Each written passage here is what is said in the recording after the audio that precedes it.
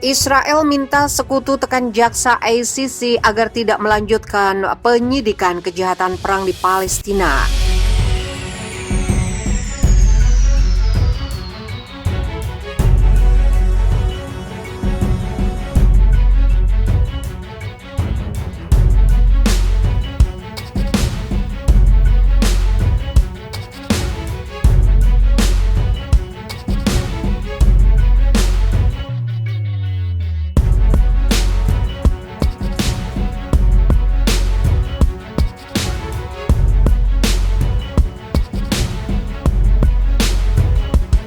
Pemerintah Israel sebelumnya mengecam keputusan ICC sebagai anti-Semit. Sejauh ini hanya dua negara yaitu Amerika Serikat dan Australia yang secara resmi keberatan dengan keputusan ICC tersebut. Tel Aviv bermaksud untuk memikat lusinan sekutunya untuk menyampaikan pesan rahasia kepada Jaksa Pengadilan Kriminal Internasional Fatou Bensouda, menekannya untuk tidak melanjutkan penyelidikan atas dugaan kejahatan perang yang dilakukan oleh Israel di wilayah pendudukan seperti diberitakan Axios Minggu. ICC memutuskan pada hari Jumat bahwa mereka memiliki yurisdiksi untuk membuka penyelidikan atas dugaan kejahatan perang yang dilakukan oleh Israel di tepi barat jalur Gaza dan Yerusalem Timur. Laporan itu mengutip dua pejabat Israel yang mengatakan bahwa Kementerian Luar Negeri negara itu mengirim tabel rahasia ditunjuk sebagai mendesak kepada duta besarnya di seluruh dunia pada hari Minggu. Menurut instruksi lobby, diplomat Israel harus menghubungi Menteri Luar Negeri dan Kepala Pemerintahan dan meminta mereka untuk mengeluarkan pernyataan resmi yang keberatan dengan keputusan ICC. Kami meminta pemerintah mengirim pesan rahasia kepada jaksa penuntut, memintanya untuk tidak melanjutkan penyelidikan terhadap Israel dan tidak memberikan prioritas tinggi pada kasus ini, tulis kabel tersebut.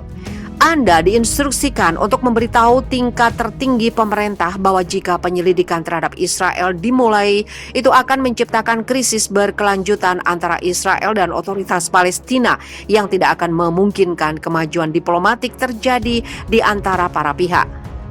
Perdana Menteri Israel Benyamin Netanyahu mengecam langkah ICC pada hari Sabtu, menyebutnya sebagai antisemitisme murni dan malah menyerukan untuk menyelidiki kediktatoran brutal seperti Iran dan Suriah. Ketika ICC menyelidiki Israel atas kejahatan perang palsu, ini murni antisemitisme.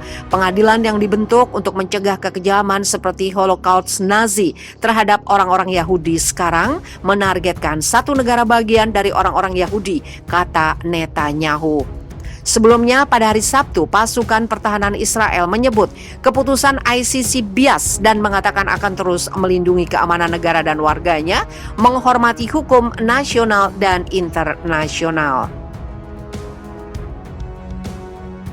Departemen Luar Negeri Amerika Serikat telah menyatakan keprihatinannya atas keputusan ICC untuk menjalankan yurisdiksinya atas Israel. Dalam sebuah pernyataan pada hari Jumat, juru bicara Departemen Luar Negeri Ned Price mengatakan Israel bukanlah negara pihak pada Statuta Roma. Kami akan terus menjunjung tinggi komitmen kuat Presiden Biden kepada Israel dan keamanannya, termasuk menentang tindakan yang menargetkan Israel secara tidak adil.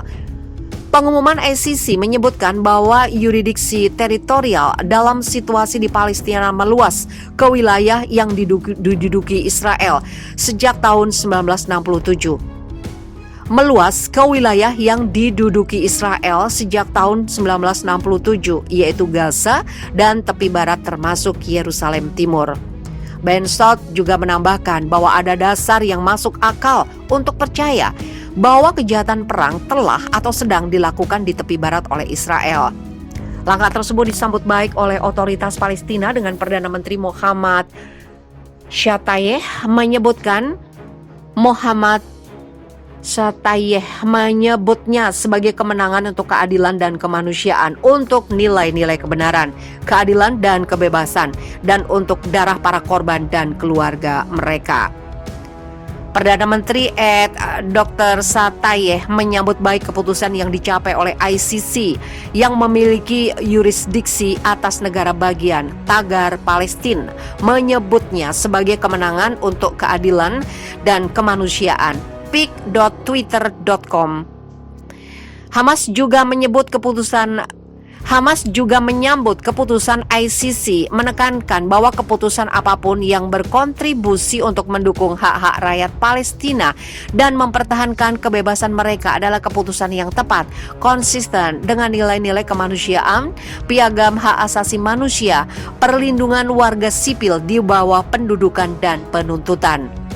Pada Desember 2019, jaksa penuntut ICC Fatou Bensouda mengatakan bahwa ada cukup bukti untuk membuka penyelidikan penuh atas kemungkinan kejahatan perang yang dilakukan di Palestina.